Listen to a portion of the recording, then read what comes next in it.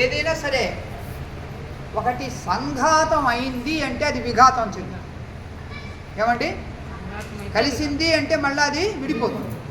ఈ పంచభూతాలన్నీ కలవటం ద్వారా కదా ఈ ప్రపంచం ఏర్పడింది. ఆ పంచభూతాలు తర్వాత ఏమవుతాయి? విడిపోతాయి. విడిపోయినప్పుడు ప్రపంచం కూడా ఏమవుతుంది? ఏమి లేకుండా అంతే.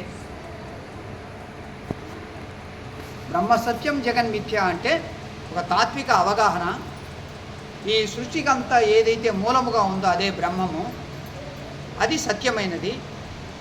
ఈ కనపడేదంతా కూడా మార్పు చెందుతూ అది నశించిపోతుంది అని. ఇది బ్రహ్మ సత్యం జగన్మిథ్య జీవో బ్రహ్మైవ. ఈ జీవుడు ఎవరైతే ఉన్నాడో వాడే పరమాత్మ స్వరూపం. ఈ అర్థానికి రాండి దయచేసి, ఈ అవగాహనకు రాండి. ఇక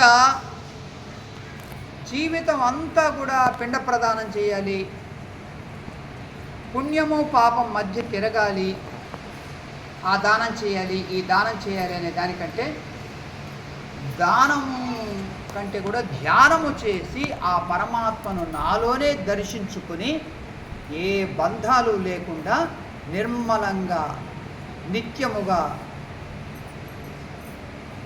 ఏకాగ్రతతో నిండుగా ఉండాలి, పూర్ణంగా ఉండాలని ఆ స్థితికి చేరు.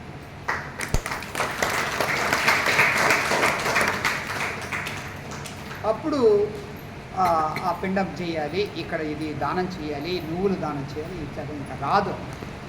అది దాటిపోవాలి, అన్నీ దాటిపోవాలి. అది మీ చేతుల్లోనే ఉంది. ఇప్పుడు మనకు నాలుగు ఆశ్రమాలు ఏ విధంగా ఉన్నాయి? బ్రహ్మచర్య, గృహస్థ, తర్వాత వానప్రస్థ, తర్వాత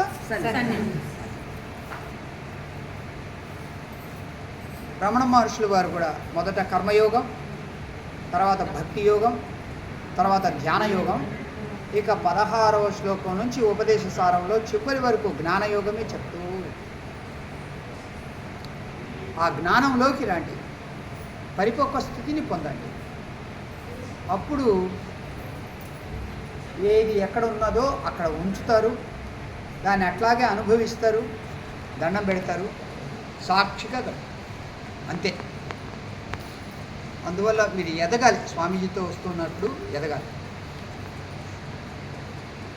నేను ఎప్పుడు కూడా మన వాళ్ళని చూసి వాళ్ళకు హృదయంలోనే కృతజ్ఞతలు తెలుపుతూ ఉంటాను. వీళ్ళు నాకు ఉపయోగపడటం వల్ల నేను ఒక స్థితికి చేరుకున్నాను, ఒక ఆనంద స్థితికి చేరుకున్నాను, నిశ్చలంగా ఉన్నాను, వీళ్ళెంతో నాకు సహకరించారు అని అనుకుంటాను. మీరు నాకు సహకరించినట్టుగా మీకు నేను సహకరిస్తాను. ఈ ప్రపంచము మీకు సహకరిస్తుంది, ఈ ప్రపంచం మీ చుట్టూ ఉండే సమాజము మీకు సహకరిస్తుంది. వాటినన్నిటినీ వాడుకోండి, ఎదగండి, వికసించండి. ఆ వికాసం మీలోనే జరగాలి, ఇంకెక్కడో కాదు, మీలోనే జరగాలి. అదే మనకు ఈ ఆశ్రమ వ్యవస్థ తెలుపుతూ ఉంది. కనుక తురి ఆశ్రమం, సన్యాసాశ్రమం అంటే అన్నీ వదిలేసినటువంటి స్థలం. అంటే అన్నీ ఎప్పుడు వదలగలుగుతావు? దాని మీద మోహం లేదు, మరియు నీలో అసలైంది కనుక్కున్నప్పుడు అక్కడ ఏమి లేదురా నాయన, అదంతా డొల్ల మాత్రమే, అసలైంది నాలోనే ఉంది అని తెలుసుకున్నప్పుడు అప్పుడు దాన్ని పట్టు, అంతే. That's all. కనుక అసలైంది మీలోనే ఉంది. కిం స్వరూపమితి ఆత్మదర్శనే అవ్యయాభవ పూర్ణచిత్సుఖం. నేను ఎవరు అనే ఆలోచన చేసి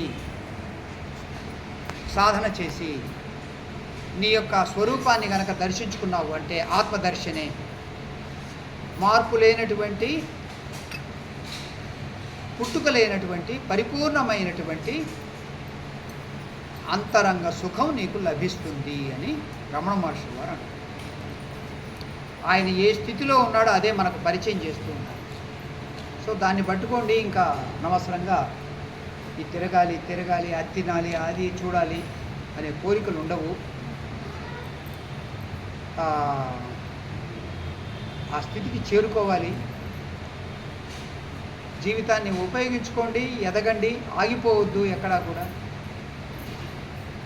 మహాత్ములు ఎప్పుడూ కూడా మిమ్మల్ని ఆగిపోయేటట్లుగా చేస్తున్నారు అంటే వాళ్ళు ఇచ్చే దీక్ష మిమ్మల్ని బంధంలోకి నెట్టేది. వాళ్ళు చెప్పేది, వాళ్ళు చేసేదంతా కూడా మిమ్మల్ని ఎదిగేటట్లుగా, వికసించేటట్లుగా, విశాలంగా రెక్కలు విప్పుకొని ఏ బంధము లేకుండా ఉన్నతంగా ఉండండి అని చెప్తూ ఉన్నారంటే అది సరైన దీక్ష, అది సరైన జ్ఞానం. సో అది ఆ అద్వైతంలోనే వీలవుతుంది. నామాలు పెట్టుకుంటారు కదా కొంతమంది, పిలక స్వామీజీలు, వాళ్ళు వీళ్ళు, వాళ్ళంతా కూడా నిజమైన జ్ఞానం చెప్పరు. వాళ్ళు కుల వ్యవస్థను కూడా కాపాడుతూ ఉంటారు వాళ్ళు. సో అందువల్ల మన దురదృష్టం, కుల వ్యవస్థలో చిక్కుపోయాం మనము హిందూ ధర్మంలో. ఓం తత్సత్. ఓం